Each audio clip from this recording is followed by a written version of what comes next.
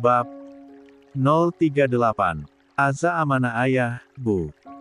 Ibu sendiri tahu, Abah menginginkan Aza menjadi istriku. Sementara Alea. Jenderal mendadak muram, banyak hal yang menari di kepalanya. Dia pun amanah sahabatku yang meninggal di medan perang saat itu, Bu. Dia menitipkan Alea di saat Abah sudah menjodohkan aku. Raut wajah Ramlah terlihat syok. Selama ini dia tak pernah mendengar cerita ini pada anaknya. Kami bersahabat bertiga, aku menjadi saksi mereka berjanji akan menikah, setelah Alea menjadi dokter spesialis dan sahabatku pulang dari Satgas. Tapi takdir berkata lain. Jenderal terdiam sejenak, satu tangannya mengepal di kusen pintu. Sesaat sebelum dia menghembuskan napas terakhir, dia memintaku menjaga Alea seumur hidup, memintaku berjanji menikahi Alea. Bahkan dia memberikan cincin yang dibawa Satgas waktu itu. Ramlah dan Elsa terpaku, menikmati penjelasan jenderal yang selama ini tak pernah mereka dengar. Saat aku pulang Satgas, aku sibuk dengan kenaikan jabatan, serta menyambangi rumah duka sahabatku selama beberapa hari berturut-turut. Abah justru memintaku memilih calon istri. Persis yang diceritakan pada Azarin kala itu, tak ada yang disembunyikan. Dan Ramlah menjadi saksi, suaminya lah yang memilih Azarin. Aku tidak pernah tahu, Bu. Mereka itu adik kakak. Sehingga saat Abah memintaku memilih, aku tidak memilih karena pikiranku hanya amanah menjaga Alea. Sampai di hari pelamaran, aku baru tahu Alea kakak dari Azarin. Aku gak mungkin membatalkan pertunangan saat itu. Karena wanita dipilih ayah adalah Aza. Jenderal berbalik, raut wajahnya tampak suram. Aku bisa apa, selain meminta maaf pada Alea. Sementara itu, aku sudah berjanji akan menikahinya, sesuai amanah itu. Itu sebabnya kamu menikahi Alea setelah menikahi Azarin.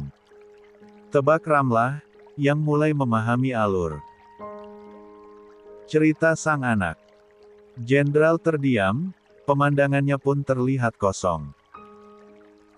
Aku berhutang janji, berhutang nyawa juga pada pacar Alea, dia yang mendorongku saat peluru itu nyaris mengenai aku, ucapnya, membuat Ramlah langsung melotot kaget.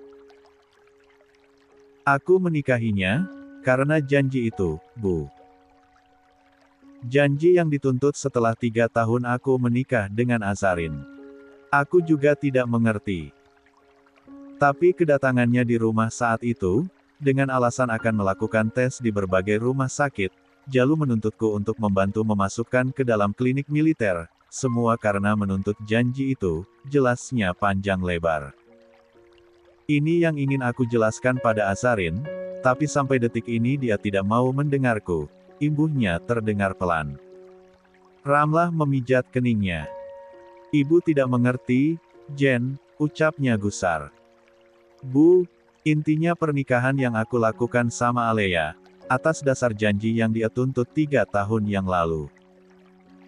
Aku bisa apa? Aku yang sudah berjanji pada pacar Alea akan menikahi dan menjaga Alea seumur hidupku. Aku bisa apa, Bu? Mata jenderal memerah, menahan tangis. Aza amanah ayah sebelum dia menghela napas terakhir, ibu menyaksikan sendiri ayah meminta untuk menjaga Aza.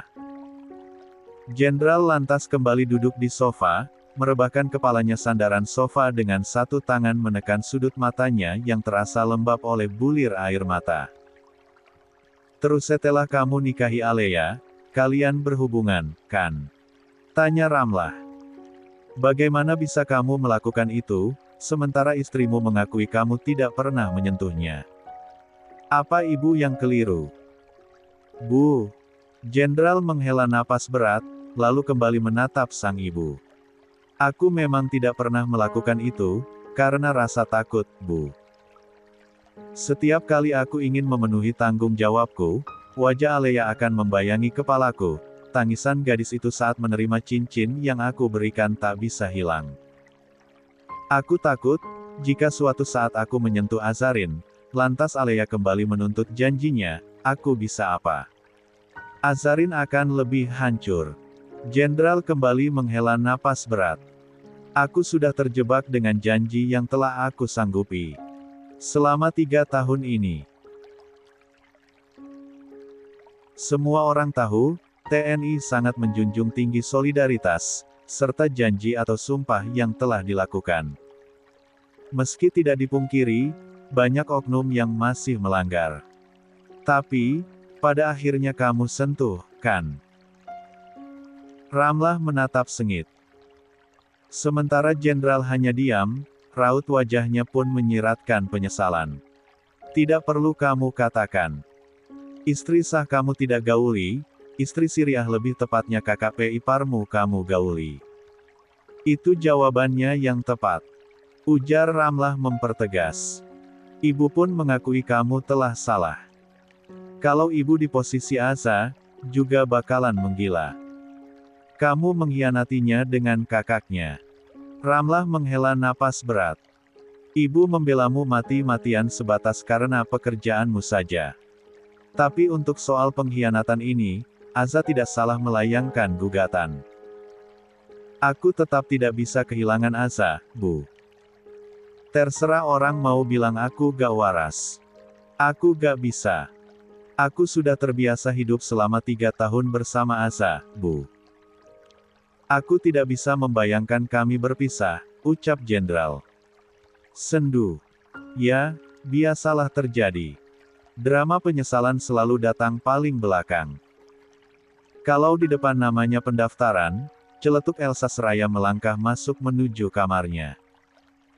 Tak ada balasan dari 2 orang tersebut, hanya Ramlah yang menatap kepergian anak bungsunya. Sebelum akhirnya dia kembali fokus pada jenderal. Ramlah menghela napas berat. Terserah kamu saja, Nak. Suara Ramlah sudah berubah lembut. Ibu tidak bisa mencegahmu mempertahankan rumah tanggamu. Pesan ibu cuma satu, lepaskan salah satunya. Jenderal terdiam, tak memberikan jawaban satupun, hingga tak berselang lama dia bangkit dari tempatnya duduk. Aku harus temui Aza, Bu, di Sukabumi. Aku gak bisa diam saja. Bu, Aza akan melayangkan gugatan setelah hari ke-7 pelepasan ayahnya. Aku gak bisa diam saja. Seru jenderal. Jika dia menolak mendengarkan penjelasanku, maka aku akan memohon sampai dia mau. Jenderal meraih kunci mobil di atas meja milik temannya yang dibawa dari Jakarta, lalu bergegas keluar dari rumah.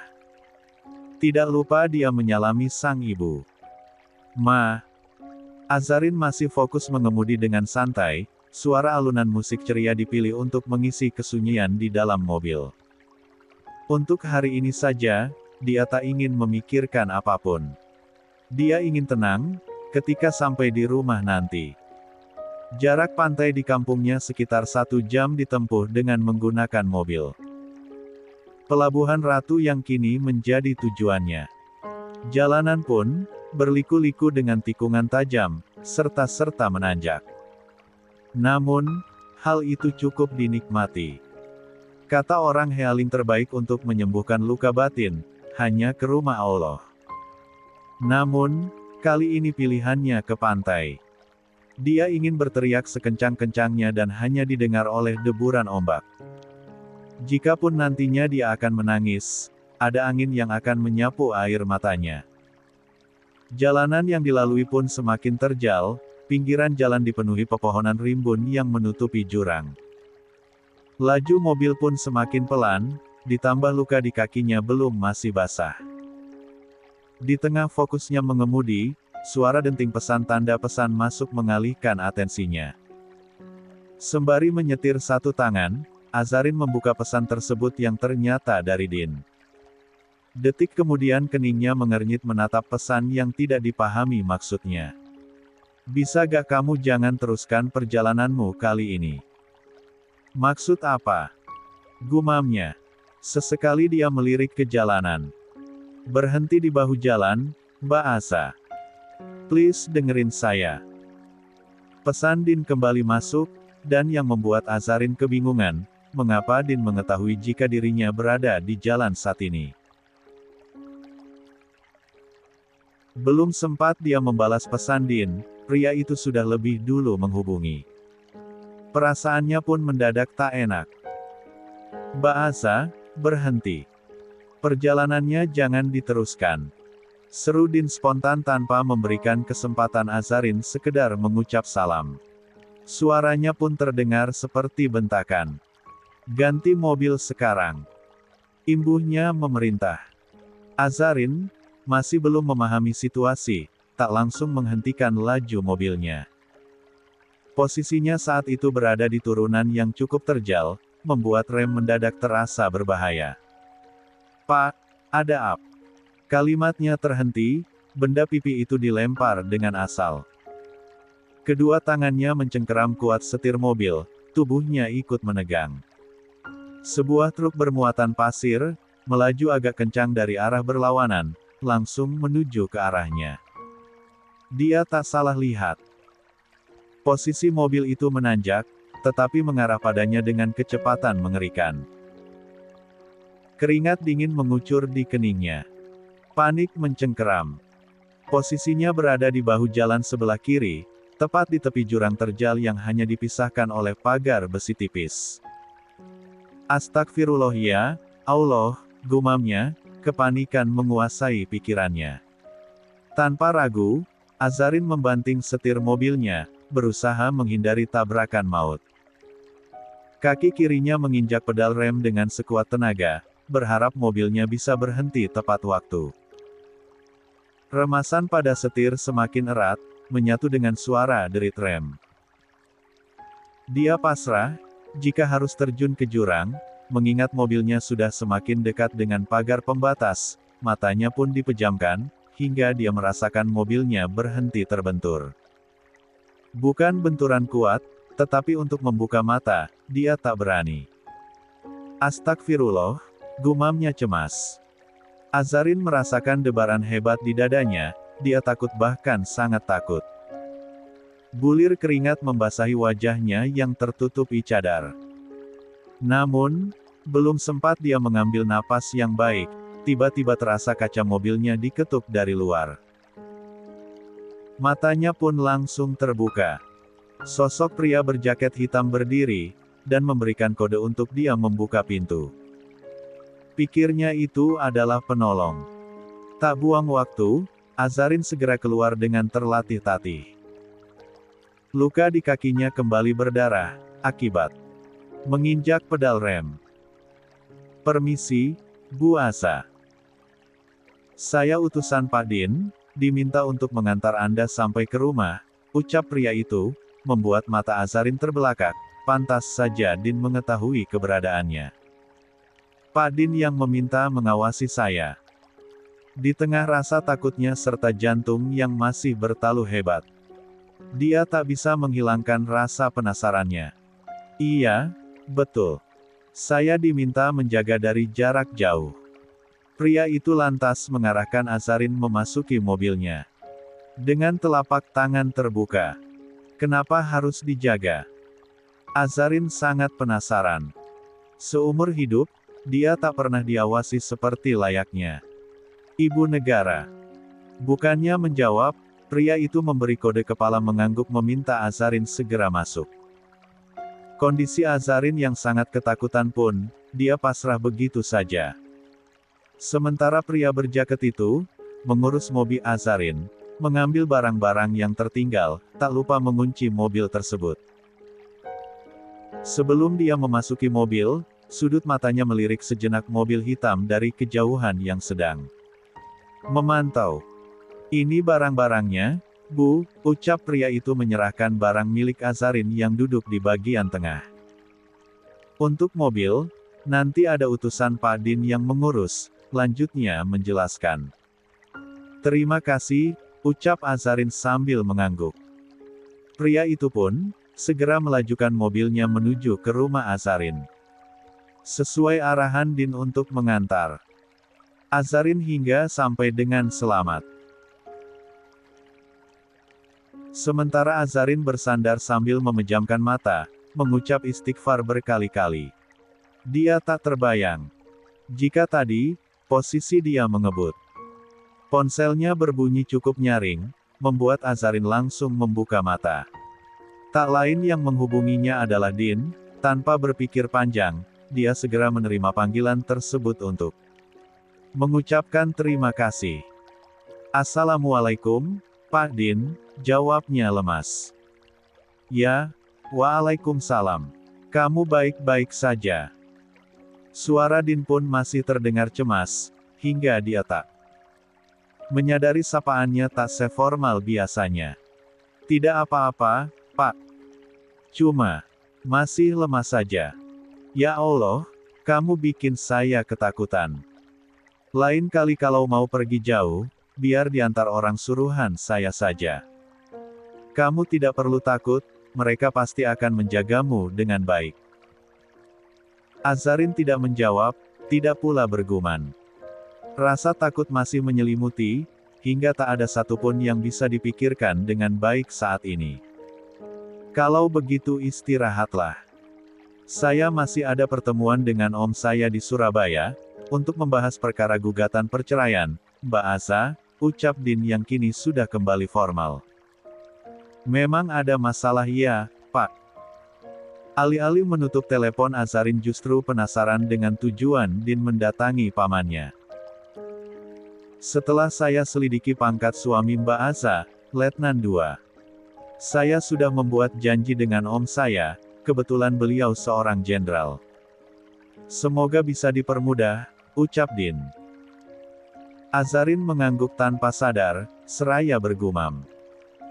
Karena tak ada lagi pembahasan, sambungan telepon pun terputus. Azarin kembali memejamkan mata, menenangkan lagi perasaannya yang masih berdebar-debar. Sekitar 30 menit, mobil yang mengantar Azarin telah sampai di rumah. Dia pun segera keluar dari mobil setelah mengucap terima kasih. Namun, baru saja kakinya berpijak di tanah, Azarin kembali dibuat terheran dengan keberadaan mobil warna silver terparkir di halaman rumah. Mobil yang terasa sangat familiar di ingatannya. Siapa? Ya. Azarin terpaku di ambang pintu, langkahnya terhenti oleh hiruk-pikuk suara dari ruang tamu. Suara-suara yang tak asing, yang membuat jantungnya berdebar kencang. Dia mencoba mengintip, berusaha menangkap sepenggal percakapan yang tersembunyi di balik pintu kayu itu. Neng Aza pergi mengunjungi makam abahnya. Nak Jenderal bisa tunggu di kamarnya saja. Kebetulan Bibi mau bantu masak, mau ngurus ibu mertuamu yang sedang sakit. Suara Bibi Siti, lembut namun tegas, terdengar hingga ke telinganya. Azarin terhuyung, tubuhnya lemas. Wajahnya pucat pasi, keringat dingin menetes di dahinya. "Jenderal, ngapain dia kesini?" bisiknya, suara itu nyaris tak terdengar. "Mau ngomong apa? Mau ngakuin kesalahannya ke Umi?" Pertanyaan-pertanyaan itu menggerogoti pikirannya. "Iya, Bi. Tidak apa-apa," ucap Jenderal. "Bi, boleh gak saya melihat Umi?" tanyanya kemudian. Bibi Siti yang hendak meninggalkan ruang tamu pun, terpaksa urung. "Ibu mertuamu sedang tidur sekarang. Kalau mau melihat nanti tunggu Neng Aza saja." Bibi tidak berani. "Baik, Bi. Tidak apa-apa." Jenderal mengangguk sekali, dan mengulas senyum manis. Di balik pintu, tangan Azarin mengepal kuat. Amarah membara di dalam dada. Dia benci, sangat benci dengan keadaan ini. Tujuannya menetap di rumah orang tuanya bukan hanya untuk tahlilan sang ayah semata. Dia ingin menenangkan diri, menjauh dari hiruk-pikuk kehidupan, dan terutama, menjauh dari Jenderal selama 7 hari ke depan. Setelah memastikan Bibi Siti tak lagi berada di ruang tamu, Azarin menarik napas dalam-dalam, menahan gejolak emosi yang hampir meledak. Dia melangkah masuk, tatapannya tajam, menusuk. Tangannya yang menggenggam tas tak sadar teremas kuat, seolah ingin meremas amarah yang membara di hatinya. "Mau apa lagi kamu ke sini?" tanyanya, suaranya pelan namun menusuk.